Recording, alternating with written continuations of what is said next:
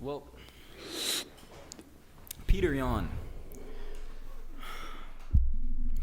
You know, guys, I had this amazing video idea for the fighting business. It was not an amazing video idea, I'm not gonna lie.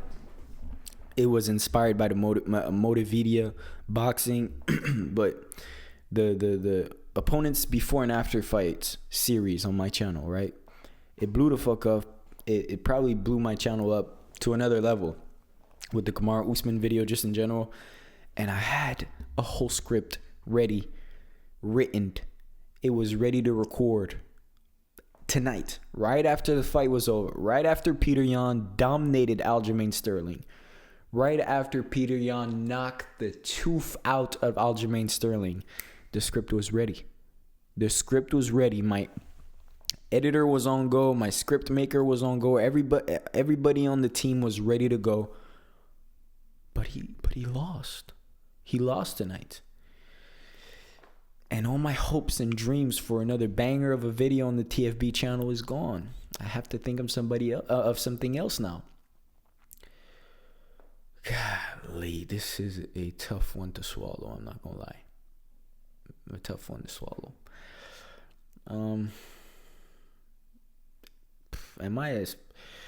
I never thought of myself as a hater or as a unfair critique to someone, okay? But I do believe that Petr Yan should have won this fight. Okay, that's my belief. I don't think it was a robbery because, like we've talked in the ultimate video, robberies is where it's clear for one guy and it goes the other way. I don't think it was clear for anyone. It could have gone either way, but I do believe that Petr Yan should have won that fight. The second and third round was clearly for Aljamain with that backpack, but the first round was pretty clearly for Petr Yan, in my opinion. I could go check the stats, but let me go check the stats real quick. The thing, though, is like, the thing that bothers me here is not necessarily the fact that Petr Yan lost or that it was a close fight and Aljamain won. Whatever it is, it's just, this was the story of two minor mistakes, or I should say major mistakes, that cost Petr Yan 2 rounds back to back. And then that basically lost him the fight. But outside of the 2 seconds where he turned his back maybe a bit too much to Aljamain and he got his back, I think Petr Yan was dominating in every aspect of MMA outside of that. Even on the ground in the 4th and 5th round, Petr Yan was dominating there. On the feet, he was applying pressure, throwing the harder shots, landing the harder shots. But he made a mistake twice, and it cost him the whole round twice. And listen, at this point, it's like we gotta tip our hat off to Aljamain. Like, I know it's tough. I know it's it's annoying. It's annoying. We didn't want that. Let's be honest. We never wanted that. But yo, the stats aren't even out, bruh. Why is the stats not out?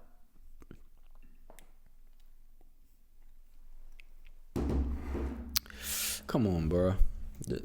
I'm too quick, dog. I'm too quick.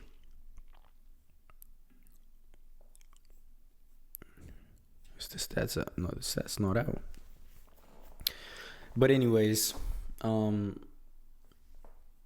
know exactly what I wanted to say. Basically, what I wanted to say is I think Petr Yan won this fight. I really do think Petr Yan won this fight, but that doesn't change the fact that I don't know, the luster off of Petr Yan has, drifted off a little bit, at least, because even if he had won that fight, people would have questioned it like it wasn't as dominating as it was supposed to be. But I do think Petr Yan should have won this fight. It was tight. It was close. And it was two good moves by Aljamain that won him the round.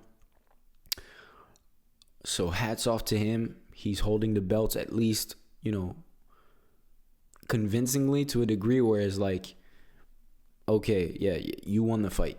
There's no bias or robberies or disqualification, whatever. He won the fight. The judges gave him the fight. So, once that happened, it's like, okay, you won the fight, you're the champion, and well deserved.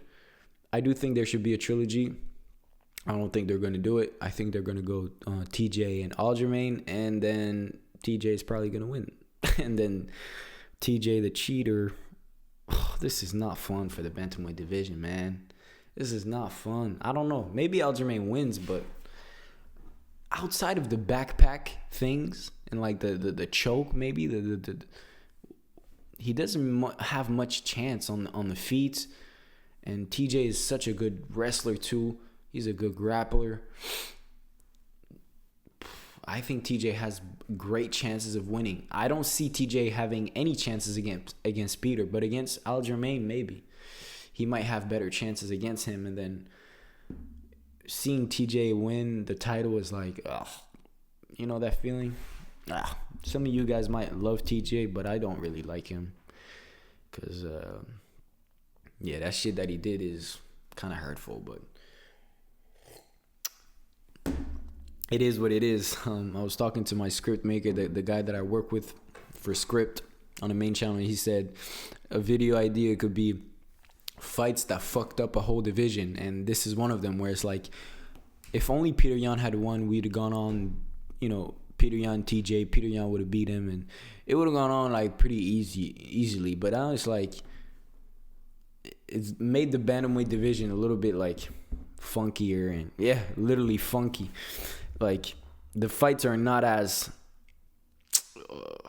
how do I say this, like finger licking good, Petr Yan and TJ is one hell of a good fight. I think Petr Yan wins this fight, but it's still an amazing fight between two guys that are similar to a degree, right?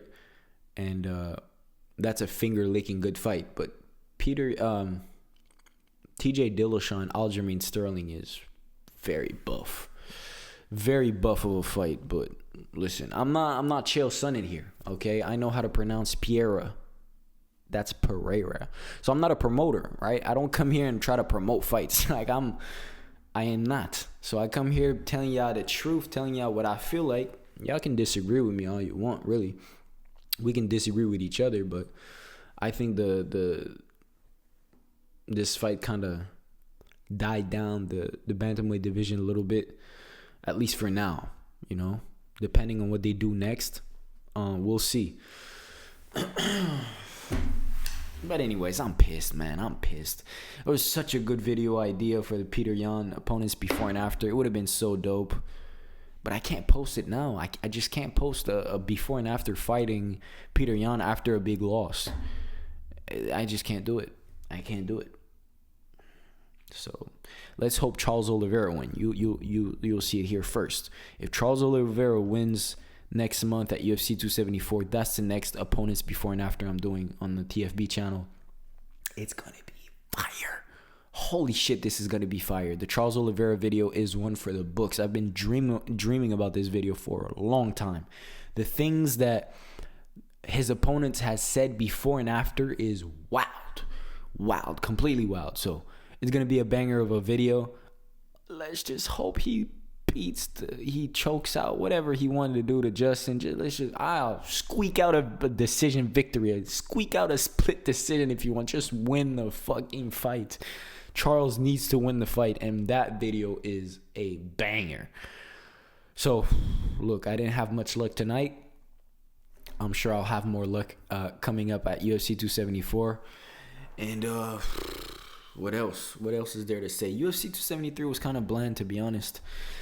Maybe it was just, there was some good fights. The Hamzat Burns fight definitely stole the show. Fight of the night, definitely. TKZ, that was kind of as expected. I had nothing for Volkanovski at all. But yeah. I have to go to sleep now. It's getting late. It's 1 a.m. 2:21 a.m. It's late as fuck. But I think it's better for me to record videos right after than if I go to sleep, wake up tomorrow morning, and then talk my piece. It won't be as fresh in my mouth. That didn't sound right. Anyways, I hope y'all have a great night. I hope y'all get some sleep. I'll see you very soon, okay? Peace out. This is the real one. Peace out. Oh my God.